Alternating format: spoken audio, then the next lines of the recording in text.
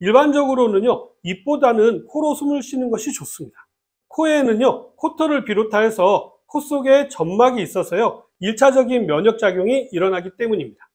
거기에다가 적절한 온도와 습도를 조절해서요, 폐로 공기를 이동시켜주는 역할을 하기 때문에 코로 숨 쉬는 것이 중요합니다.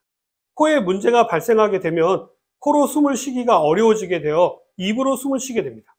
자, 우리나라 30세 이상의 성인의 경우에는요, 약 45% 정도는요, 가끔 코를 골고요, 25%는 거의 매일 코를 곤다라는 통계가 있습니다. 이 중에서 30% 정도는요, 수면 중 무호흡증까지 있다라고 하니까 우리나라 사람들의 코의 문제가 얼마나 심각한지 알 수 있겠죠. 충분한 호흡이 되지 않게 되면요, 충분한 산소가 공급되지 않아서 두통을 비롯한 염증성 질환이 나타나게 됩니다. 코로 숨을 쉬는 것이 입으로 숨을 쉬는 것보다 산소 포화도가 최대 20% 정도 더 많았다라고 합니다.